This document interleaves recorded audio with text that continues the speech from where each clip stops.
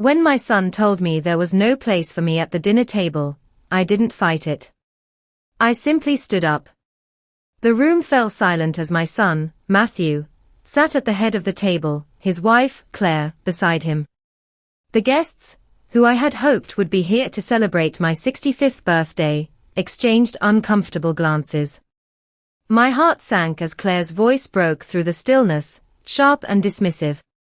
"You don't belong here anymore," she said coldly, the words cutting deeper than I could have ever anticipated. I could see Matthew, my own flesh and blood, looking down at his plate, avoiding eye contact. It was as if he didn't even recognize the woman who had raised him, the woman who had spent years nurturing him and his brother, always putting their needs before her own. But here, in this moment, I wasn't even a stranger to him. I was invisible. I had lived in this house for over 3 decades, had watched them grow, shared so many memories. Yet here I was, being told that I didn't belong. I felt the weight of their words press against me, but there was something else too, a quiet resolve that had been building inside me for months. No one could see it, but it was there, ready to emerge. I stood up quietly, my legs shaking just slightly as I pushed my chair back. The movement felt like a decision, a moment that would change everything. The room watched me, some unsure, some pretending not to notice. I didn't say a word. I didn't need to. What was left to say? They had already decided. Without a word, I turned and walked away. The familiar scent of the mahogany dining table, once a symbol of family gatherings, now felt foreign to me. The laughter that used to fill this space, the voices of my children, the joy that once echoed here, it was all gone. It was as if I had never been a part of it. I walked down the hall, my steps steady but deliberate. I didn't look back. The door to the kitchen creaked slightly as I passed, but I didn't stop. I went to my room, the room that had been mine and my husband's for decades. The place where we had built our life together. Now it felt more like a ghost of the past. I opened the closet, took a deep breath, and began to pack. No one had to tell me I wasn't wanted. I already knew. I had known for months. I had seen the way they looked at me, with barely concealed resentment, with the kind of indifference that makes you feel like you're no longer human. They didn't want me here, and I wasn't going to beg for a place in their lives. As I folded the clothes into the suitcase, the tears didn't come. I had shed them long ago, each drop a part of the woman I used to be. Now, I was someone else. A woman who had learned the painful truth: love, loyalty, and sacrifice mean nothing when they are not returned. I closed the suitcase and stood there for a moment, staring at the life I had once known. The memories that filled this house no longer held any meaning.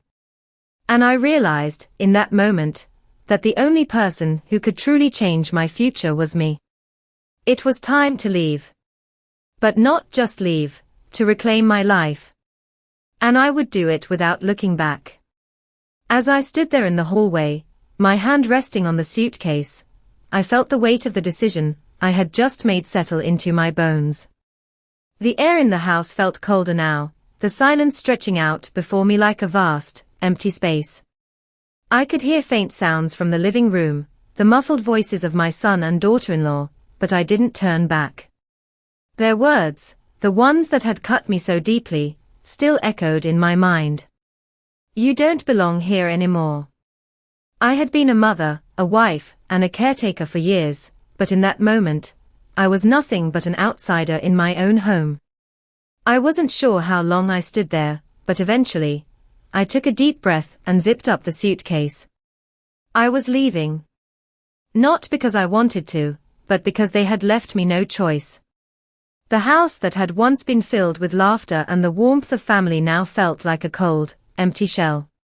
I had spent decades in this place, building memories, raising children, and creating a life with my husband. But now, it seemed like all of that was meaningless. I glanced around the room, my eyes landing on the small family photos scattered across the dresser. One of them was of Matthew, when he was just a little boy, sitting on my lap with a huge smile. I couldn't help but smile at the memory, even though my heart ached. That little boy, so full of life, was now a man who didn't even have the decency to stand up for me. I slowly made my way down the stairs, each step feeling heavier than the last. The house felt different, quieter, as if it was holding its breath, waiting for something to change. When I reached the front door, I stopped for a moment. I didn't want to leave, not really. But I had no place here anymore. The life I had built, the love I had given, all seemed to mean nothing to them. I opened the door, the cool evening air hitting me like a shock.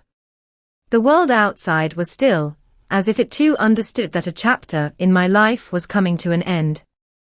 I closed the door behind me with a soft click, but it felt final, as though I was locking away a piece of myself that I would never get back. I walked down the path, each step taking me further away from the family that had once been everything to me. I didn't know where I was going, but for the first time in a long while, I felt free. I had nothing left to lose. The weight of their rejection had pushed me to a place where I could finally stand on my own, without relying on anyone else's approval. As I reached the end of the driveway, I took one last look at the house, the place where my heart had once been. It was hard to let go, but I knew it was time. I didn't look back again. I walked into the night, ready to face whatever came next, without the burden of the past holding me down. The days that followed were a blur, like waking from a bad dream that you can't quite shake off. I moved into a small apartment in a quiet neighborhood, far from the home I had known for so long. The walls here were bare and the air, while still, felt different, cleaner, emptier. I spent the first few days unpacking, but it wasn't the belongings that mattered. It was the space itself, the silence that felt like it was suffocating me at times, and yet, it was the first real peace I had known in months. As I sat in the living room, looking at the few items I had brought with me, I felt a strange sense of liberation, but also an overwhelming sadness. I had left everything behind. It wasn't just the house, it was the years, the memories, the family. The moments that should have been shared with love were now tainted with their betrayal. I thought about Matthew, my son, and the way he had looked at me, like I was no longer his mother. Claire, his wife, was no better. Her coldness towards me had been clear from the start, but I had never imagined it would come to this. It was as if everything I had done for them, every sacrifice I had made, meant nothing. I remembered the first time I held Matthew in my arms, the joy I felt as I watched him grow. But now, it seemed like all of that had been erased with a few harsh words. I couldn't help but wonder what had happened to the little boy who once clung to me when he was scared, who smiled when he saw me, who called me Mom without hesitation. Was that boy gone forever? Or was it just the man he had become that had chosen to forget me? As I sat in that small apartment, I knew I couldn't stay stuck in the past. I had to move forward, but moving forward meant facing the truth about what had happened. I couldn't keep pretending that everything was fine. The anger, the hurt, it was all bubbling up inside of me, and I knew I couldn't ignore it any longer. I thought about what had happened with my house, how they had sold it without my knowledge, and how Matthew had just gone along with it. The betrayal stung even more when I realized that it wasn't just my home they had taken, it was my life. They had taken my place in the family, my purpose. And for what? So they could live more comfortably, while I was left to fend for myself in an unfamiliar place. But something inside of me was beginning to change. I couldn't keep crying over what I had lost. I had to take control of my own life, even if it meant doing so alone. I looked out the window, watching the cars pass by, each one filled with families, couples, and people living their lives. I wondered if any of them had ever experienced what I was going through, the feeling of being pushed aside by the people who should love you the most. I shook my head. I couldn't afford to think about them anymore. I had to focus on me. The years I had spent caring for others had been long and hard, but they were over now. It was my turn to live for myself. The first step would be hard, but I was determined to take it. The days that followed felt like a blur. I was getting used to my new reality, but the silence was overwhelming. The small apartment was now my home, and as much as I tried to convince myself that it was for the best, the loneliness crept in slowly, like a shadow that refused to leave. I kept myself busy, cleaning, organizing, but there was always that nagging feeling in the back of my mind. What had happened to my family? I spent the first week trying to process it all. I looked around the small space, the walls so bare, and thought about everything I had lost.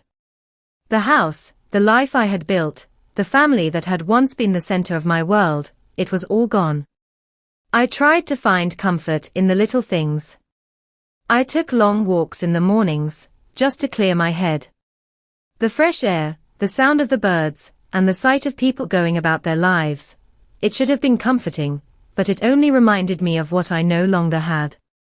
One evening, as I sat on the edge of the couch, staring at the blank TV screen, I felt a strange calm wash over me. It was the first time in a long while that I wasn't fighting against the sadness, or the anger. It was as if I had accepted the situation. I couldn't change what had happened, but I could control what came next. My mind wandered back to the past, to the days when things were different. I thought about Matthew, how he used to be my little boy, how his smile would light up the room.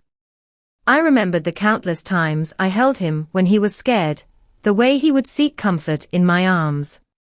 But now, that boy was gone, replaced by a man who barely recognized me. I thought about the times I stood by him, always supporting him, always putting his needs first. Yet, here I was abandoned, pushed aside as if my love and sacrifice meant nothing. It was hard to accept, but I knew deep down that I could no longer dwell on the past. I had to look ahead, even if it was just one step at a time. I decided that I needed to make a change, something that would mark a new chapter in my life. I began by getting a job at a small bookstore down the street. It wasn't much, but it was a start.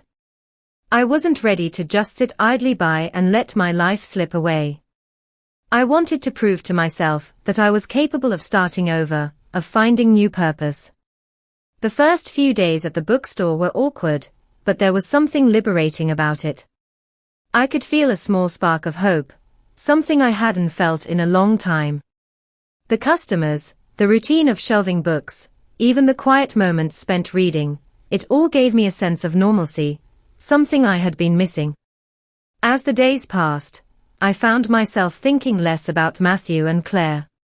The anger was still there, buried deep inside, but it no longer controlled me. I realized that I couldn't keep living in the shadow of their betrayal. I had to reclaim my life, piece by piece. The journey wouldn't be easy, but for the first time in months, I felt like I was moving forward. I still didn't have all the answers, but I knew that I was on the right path. And that, for now, was enough. It was a quiet Thursday when I received the letter. I had been working at the bookstore for a few weeks now, finding comfort in the routine of organizing shelves and helping customers. The days blended together, and for the first time in a long time, I didn't feel the gnawing emptiness of the past. But the letter, sealed with my son's handwriting, disrupted the calm. I hesitated before opening it. My hands shook slightly as I tore open the envelope, and the words on the page hit me like a punch to the stomach.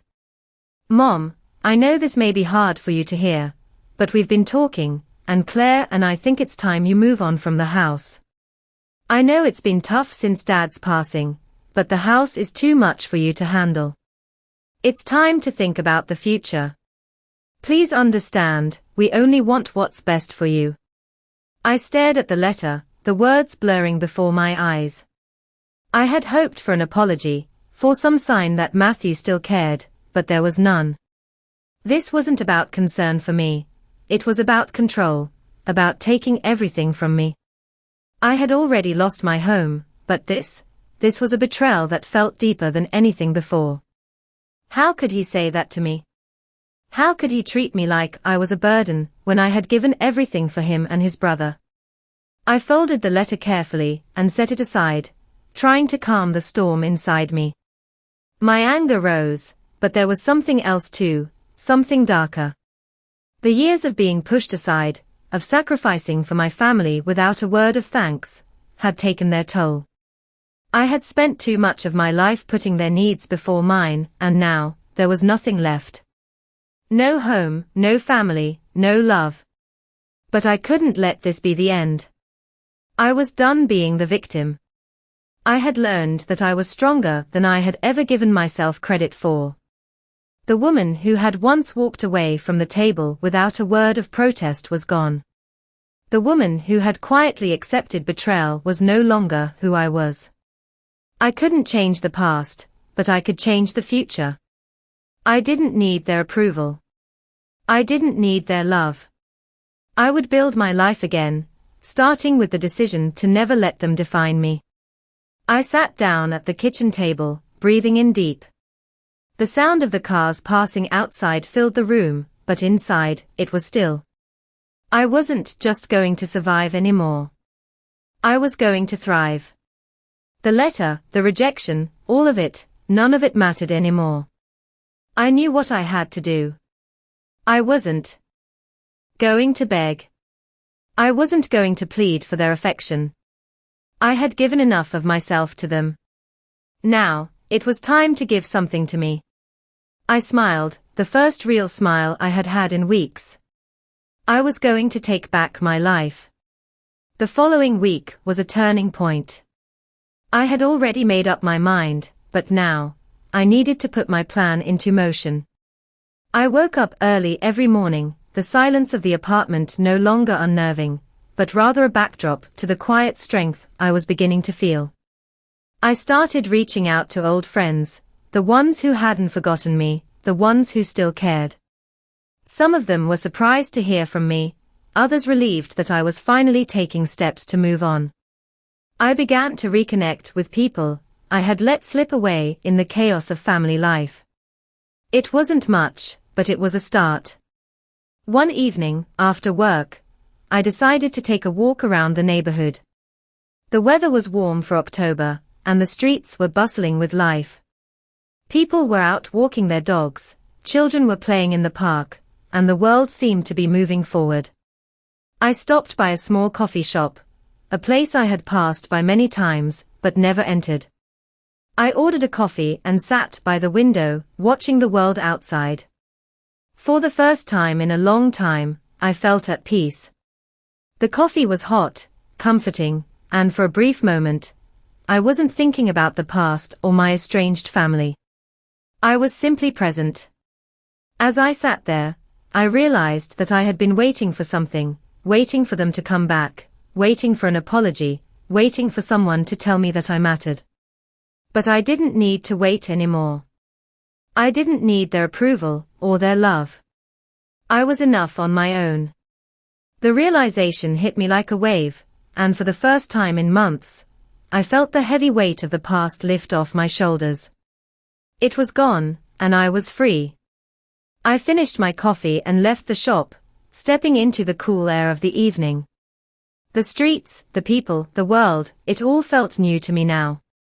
I was ready to move forward, ready to build a life that didn't revolve around my children's needs or their demands.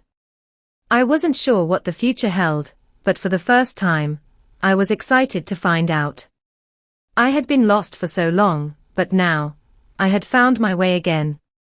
I walked back to my apartment, feeling a sense of purpose I hadn't felt in years. The emptiness I had carried with me for so long was finally starting to fade, replaced by something stronger, something that would keep me moving forward. It wasn't just about surviving anymore. It was about living, and I was finally ready to do that. It had been a few months since I left the house. My life had taken a new direction, and although there were days when the loneliness crept in, I no longer let it consume me. I had made a decision to rebuild, to create something meaningful for myself. I had found a routine that worked. I spent my days at the bookstore, where I had become quite familiar with the customers and the staff. The quietness of the place had become a comfort, and for the first time in years, I felt I was part of something. But even in this newfound peace, I couldn't completely escape my past. One afternoon, as I was closing up the bookstore, my phone buzzed. It was a text from Matthew. "Mom, can we talk? I know it's been a while, but I'd like to meet." My heart skipped a beat, and for a moment, I wasn't sure how to respond. A part of me wanted to ignore it, to continue living my life without him, without them. But another part of me wondered if this was my chance to finally get some answers. I hadn't heard from him in months, and the silence between us had been deafening. But I couldn't deny that a small part of me still hoped for reconciliation, even though I knew it might not come. I took a deep breath and typed back, "I'm open to talking." The next day, we met at a small cafe.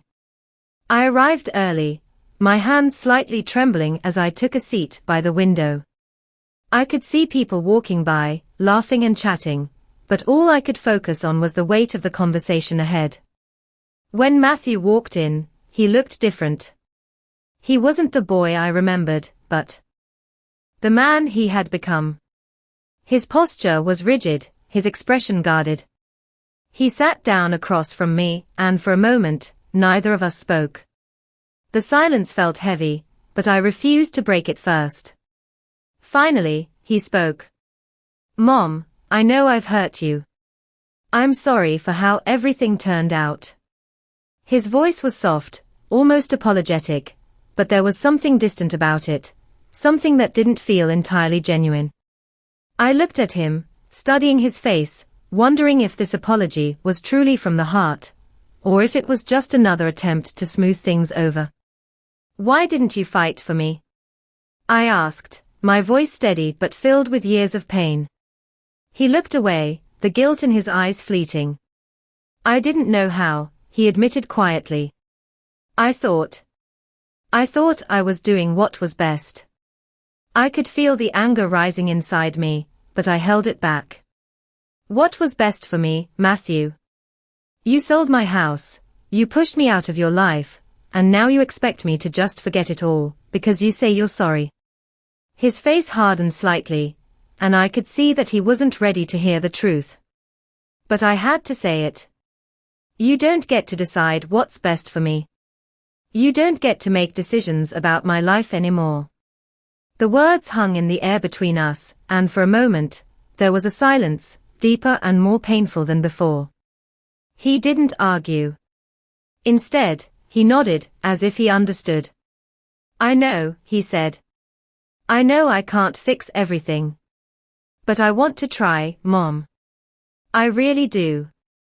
I looked at him, really looked at him, and for the first time in a long time, I didn't feel that overwhelming anger.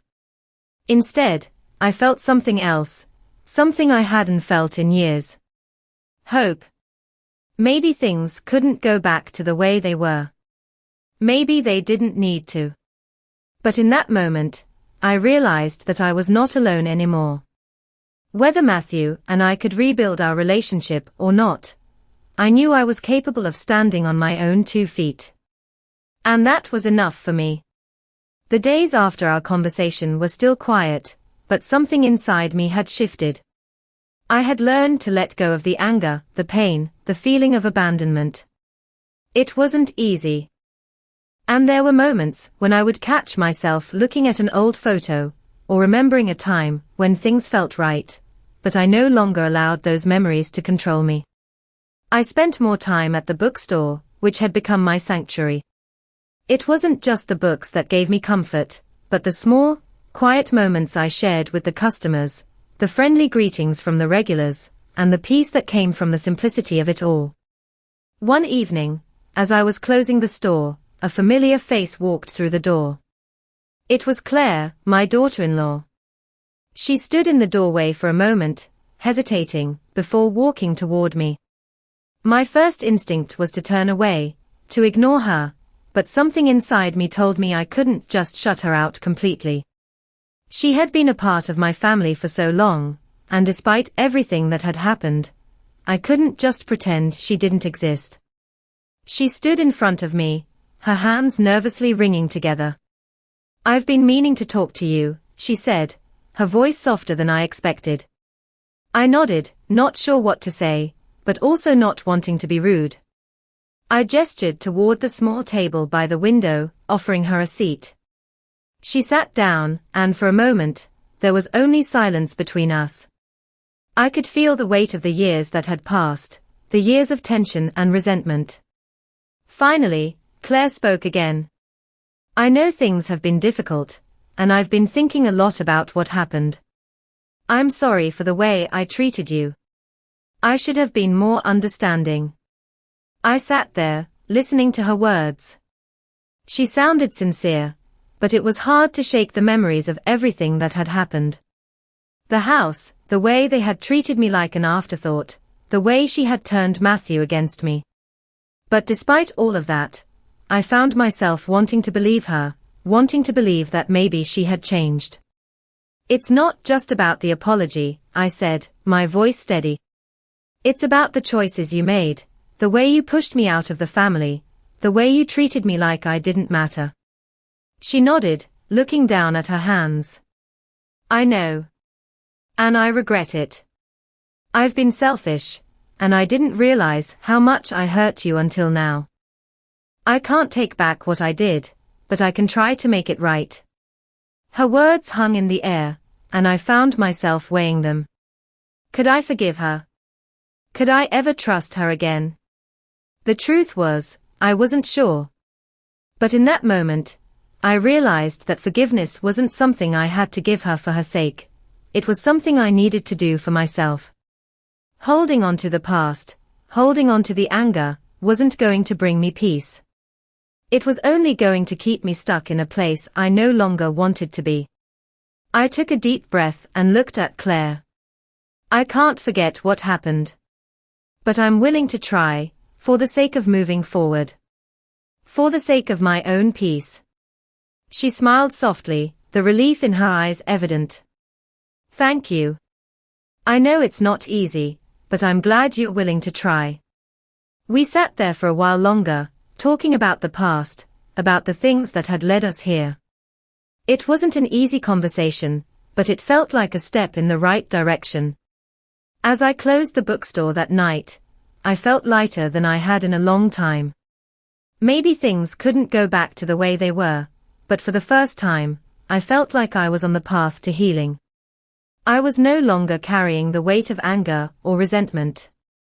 I had let go, and in doing so, I had made room for something new. Whether or not I would ever be the same person I was before, I didn't know. But I was ready to find out. As time passed, the changes in me became more apparent. The days no longer blurred together, and each morning, I woke up with a sense of purpose that I hadn't felt in years. The routine at the bookstore became something I looked forward to, and the small interactions with customers, some of whom had become regulars, gave me a sense of belonging I hadn't known I needed.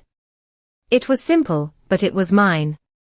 I started to reconnect with parts of myself that I had buried for too long, my love for books, my quiet moments of reflection, and even small joys like the smell of fresh coffee brewing in the morning. One afternoon, as I was stocking a shelf, I noticed a familiar face walking through the door. It was Matthew. I froze for a moment, unsure of how to react. After our last conversation, I had hoped for space, for time to let things settle. But seeing him there, standing at the door, made my heart race with conflicting emotions. He hesitated, then walked toward me slowly. His expression was different from before, softer, unsure. "Mom, I wanted to check in," he said quietly. I looked at him for a moment, weighing his words. A part of me wanted to tell him to leave, to tell him that I wasn't ready to open that door again. But another part of me, the part that had been yearning for some sort of connection, wanted to hear what he had to say. "I'm listening," I said, keeping my voice calm. He stood there for a moment, running a hand through his hair as if searching for the right words. "I know I've been distant, and I know I've hurt you," he started. "But I want to make it right. I don't know how to fix everything, but I want to try." His words weren't perfect, but they were real. The sincerity in his eyes made me realize something I hadn't admitted to myself before. I wasn't ready to let go of him entirely. He was still my son, and no matter how much pain he had caused, the love I had for him would always be there. "It's going to take time, Matthew," I said, my voice steady. "And I'm not sure where we go from here. But I'm not ready to shut the door completely." He nodded, relief washing over his face. We didn't say much after that. There was still so much unspoken, so much that needed to be addressed, but for the first time in a long time, I felt like we were starting to rebuild something. Slowly, cautiously, but moving forward. As he left the bookstore that day, I realized that this moment, this fragile step forward, was a victory. It wasn't the end of the journey, but it was a beginning. I had spent so many years being the one to give, the one to forgive, the one to put others first. But now, for the first time, I was giving myself the space to heal, to move forward without carrying the burden of the past. There was still work to be done, still so many wounds to heal, but I wasn't afraid of the future anymore. I wasn't waiting for anyone's permission to live my life. I was doing it on my own terms, and that felt like freedom.